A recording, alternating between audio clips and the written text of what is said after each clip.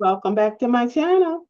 I know you're a mass manipulator and a habitual liar too. You told years a liar on us. It's time to tell the truth on you. Welcome back to my channel. I want to address the interpretive color corrections.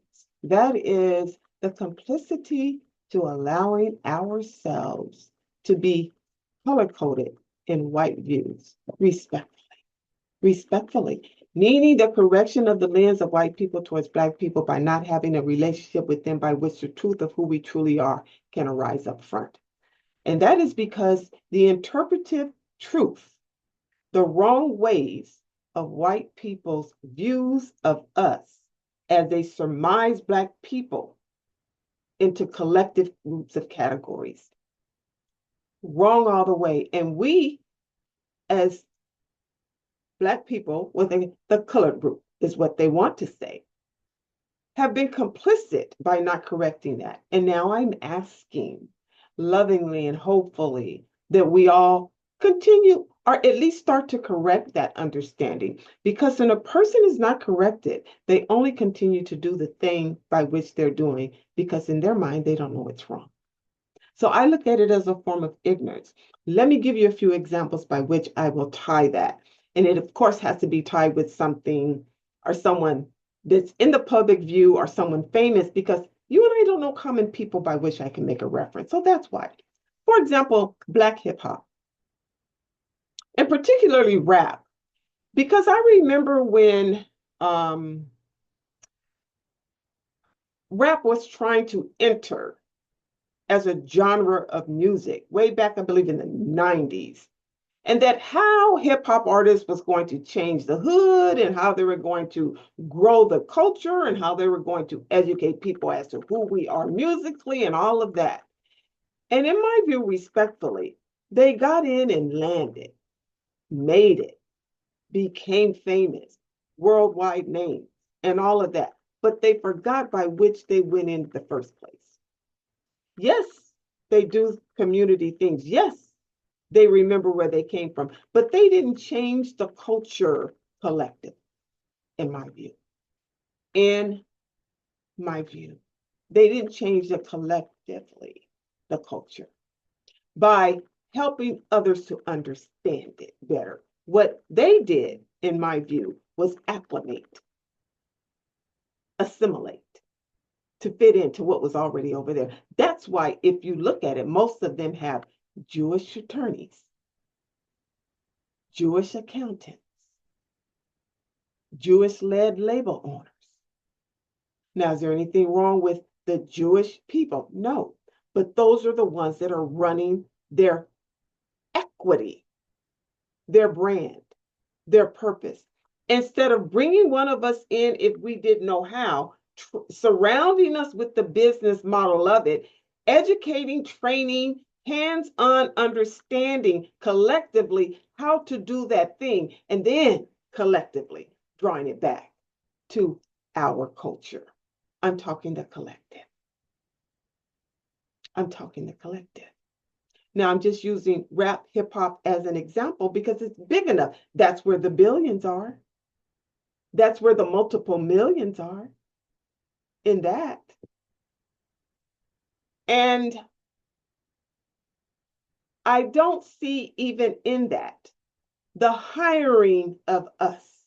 When I see the credits, even on YouTube, of the biggest channels like Club Shay Shay, like Cam Newton, and all, they have the millions, the biggest channels. When I see their credits, they are not Black names. They are also other names, Jewish names, Asian names, Latino last names, respectfully, lovingly and respectfully.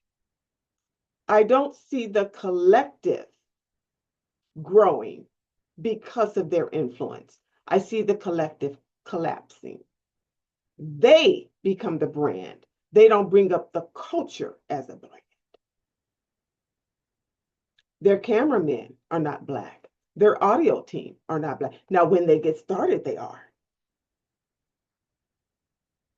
But when they rise and grow into the multiple millions and billions, now you can't say the existing protocol is that, but can't you build your own? Tyler Perry did. Magic Johnson did, respectfully. Having your own is how you don't get destroyed. And being complicit to fit in doesn't help anything. We're still stuck with the sugar, honey, iced tea of it all. Sugar, honey, iced tea, if you know what I mean. And this is what's the problem for me, in my view, because I look at the hiring piece. The hiring piece is a direct correlation to wealth. Because hiring, if you hired somebody, you're paying them. You're paying them. I can go to any Black-owned company and I can fill every position by which you need filled. I guarantee you, with a qualified or trainable Black person. 1,000%. 1,000%. Now, that is not to take away the equity of other people.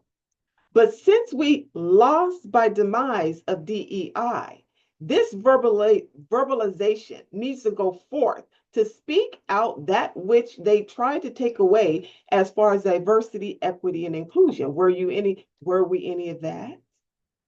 No. So when we don't promote us, we by default promote them and grow them.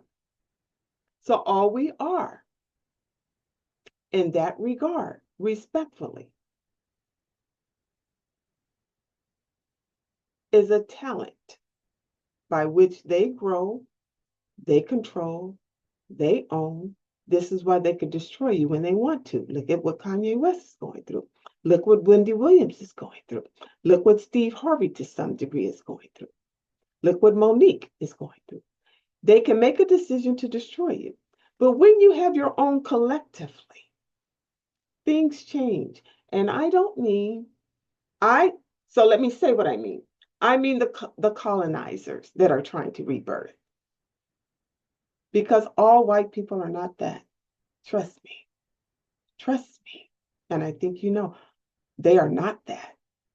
They are as woke, as grown, and as shocked that some of this reality still exists so prevalently.